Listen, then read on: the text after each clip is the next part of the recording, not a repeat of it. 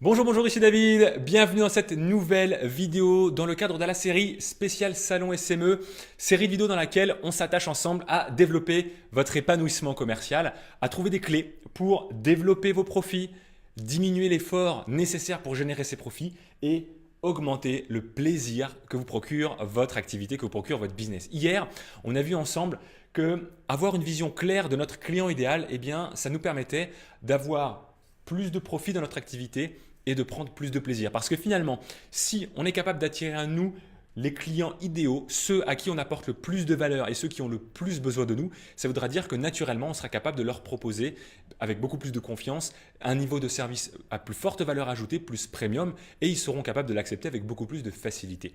Et en plus de ça, eh bien, ça nous permettra de collaborer uniquement avec les personnes avec lesquelles on va apprécier passer du temps, avec lesquelles on va pouvoir avoir une aventure passionnante au fil de la collaboration. Dans la vidéo d'aujourd'hui, j'aimerais qu'on voit ensemble une clé pour augmenter les profits.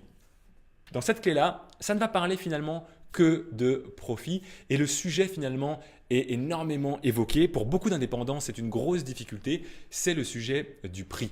Et j'aimerais donc vous poser une question au niveau de votre stratégie prix.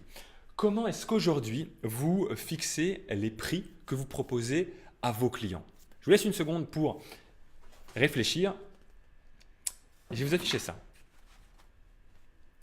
En fait, quand on vend un produit, un service, une prestation à nos clients, notre métier finalement c'est quoi? Eh bien, c'est faire passer notre client d'une situation actuelle dans laquelle il ne se sent pas bien, il a peut-être quelque chose qui le dérange, il est peut-être frustré, il a peur, il a quelque chose finalement qui lui crée des problématiques et de la douleur, ou tout simplement ça va, il est dans une situation confortable mais il aimerait encore mieux, il aimerait une situation encore meilleure, bref, il est dans une situation finalement où quelque chose ne lui convient pas. Et notre job, c'est d'aider ce client-là à passer dans une situation après, une situation où il retrouve le sourire, il se sent mieux, il se sent plus serein, il est libéré d'un poids, il n'a plus peur, il est plus joyeux, bref, il n'a plus ce qui les dérangeait dans la situation avant. Et ce que l'on vend finalement, les choses que l'on propose, nos prestations, nos services, nos produits, ce ne sont finalement pour nos clients que des moyens, des véhicules pour passer de cette situation avant à cette situation après. Et la plupart d'entre nous au départ, et la plupart des indépendants ou des chefs d'entreprise fixent leur prix en fonction de la voiture, en fonction de leurs moyens. Je vends une mission de prestation de 2 jours, je vais fixer un prix journalier parce que les concurrents, le marché veut qu'en moyenne, un prix journalier, c'est admettons 2 000 € par jour. Eh bien, 2 jours de prestation, je vais le vendre 4 000 €. Et le problème quand on fixe notre stratégie prix autour du véhicule, eh bien, ça veut dire qu'on fixe notre stratégie sur le moyen, sur ce que nous réalisons pour nos clients. Mais notre client, en réalité, il s'en fiche du moyen. Lui, la seule chose qui l'intéresse, c'est ici, c'est cette situation-là, c'est le résultat.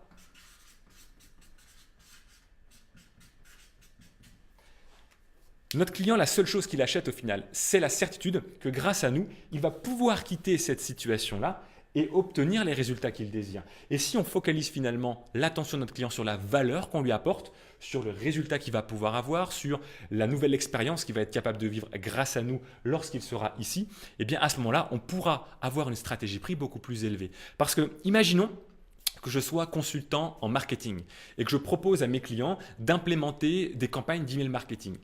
Et en fonction de certains critères, j'ai défini mon client idéal, d'accord? Je sais par exemple, c'est un exemple, hein, je sais que si pour une entreprise qui génère 500 000 € de chiffre d'affaires et qui a une liste d'emails de 10 000 contacts, eh bien je suis capable en 2 jours d'implémenter avec eux, en fonction de leur panier moyen, une campagne d'email qui va être en mesure de leur apporter 50 000 €. Si il me faut seulement 2 jours, parce que grâce à l'expérience que nous avons acquise, eh bien nous savons le faire en 2 jours, est-ce que je vais fixer ma stratégie prix par rapport au véhicule que je propose à mon client, autrement dit 2 jours de temps pour implémenter les emails. Et si je fais ça, peut-être que le marché, les concurrents feront que finalement je pourrais proposer maximum peut-être 4 à 5 000 € avec un taux journalier moyen de 2 000 à 2 500 €. Ou est-ce que je ne peux pas plutôt finalement fixer ma stratégie prix par rapport aux résultats que j'apporte à mon client? Autrement dit, si je sais que grâce aux actions que je vais mener avec mon client, je vais pouvoir lui faire gagner 50 000 €, est-ce que je ne pourrais pas simplement lui proposer 25% de ce que je vais être capable de lui faire gagner. Parce que si je suis capable de lui faire gagner 50 000 euros, allez, prenons 20%, ça sera plus facile pour les calculs. 20% de 50 000 euros, c'est 10 000 euros. Est-ce que mon client ne sera pas prêt à payer 10 000 euros pour obtenir 50 000 euros en retour? Ça, je pense que là, votre banquier, en termes de retour sur investissement, il serait très content de pouvoir vous proposer ça. Et d'ailleurs, il le ferait pour lui-même si c'était possible. Vous voyez ce que je veux dire? Si je fixe l'attention de mon client sur la valeur que je lui apporte, sur les résultats qu'il va pouvoir obtenir. Alors là, je prends un exemple très financier, mais ça fonctionne le même principe pour d'autres types de bénéfices en termes de confort, en termes d'image. Mais c'est toujours beaucoup plus simple aussi à imager avec le bénéfice financier. En proposant un résultat de chiffre d'affaires de 50 000 euros, je pense que mon client sera prêt à investir ne serait-ce que 10 000 euros. Ça veut dire qu'en focalisant mon attention et ma stratégie prix sur la valeur que j'apporte, je suis capable de facturer, dans mon exemple ici, 5 fois plus, 4 à 5 fois plus que ce que j'aurais pu facturer si j'avais facturé par rapport aux moyens que je propose à mes clients. Voilà pour ces quelques conseils que j'avais envie de vous donner au niveau de la stratégie prix. C'est un sujet dont on pourrait aller parler pendant des heures. On pourrait s'étaler effectivement des jours entiers à parler de ça, mais rien que si vous retenez cette notion de fixer finalement vos propositions commerciales, non pas par rapport aux moyens que vous proposez à vos clients, mais par rapport aux résultats que vous êtes capable de leur faire obtenir, je peux vous garantir que votre stratégie prix sera beaucoup plus efficace, sera beaucoup plus lucrative. Et ne vous dites pas, oui mais mes concurrents, oui mais le marché, oui mais le temps passé. Ces trois choses-là, le marché, les concurrents et le temps que vous passez, ce ne sont pas des choses qui sont importantes pour votre client. La seule chose qui est importante pour votre client, c'est le résultat.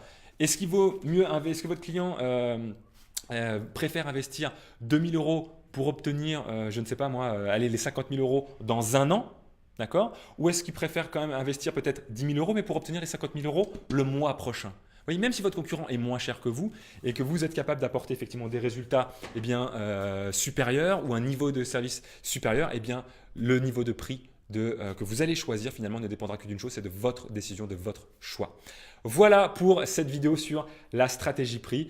Et ce que je propose, c'est que demain, on voit une clé autour du plaisir, parce que là, effectivement, dans les deux premières, on a parlé de profit, on a parlé un petit peu de plaisir, mais j'aimerais qu'on parle de plaisir. Qu'est-ce qui fait qu'on pourrait finalement éviter de se retourner 6 mois après avoir créé son activité ou dans un an à partir de maintenant en se disant « Ok, c'est cool, j'ai une activité qui fonctionne bien, j'ai une activité qui me permet de bien gagner ma vie, mais je m'éclate pas. Je sais pas, je sens qu'il y a un problème, je suis en décalage, je me sens pas bien, j'ai l'impression d'être en prison dorée, je ne m'éclate pas, je ne me lève pas le matin avec le sourire. » La clé que l'on va voir ensemble, c'est une clé simple, c'est du bon sens, mais qui va vous permettre finalement de vous lever chaque matin avec le sourire, avec la banane, faire en sorte d'aller croquer la vie, d'aller prendre énormément de plaisir avec vos clients. J'ai hâte de vous partager ça demain.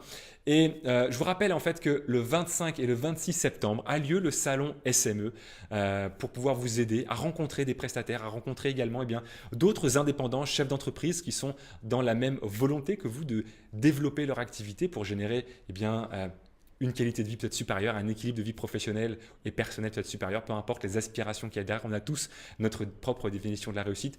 En tout cas, si vous avez envie, peut-être soit qu'on se rencontre, soit d'aller rencontrer d'autres personnes qui seront présentes lors du salon, je vous donne rendez-vous le 25 et le 26 septembre à Paris au salon SME. Et d'ici à ce qu'on se reparle demain pour voir ensemble la clé numéro 3 qui est juste là, je vous dis à demain et d'ici là, osez, soyez vous-même et réalisez-vous pleinement chaque jour.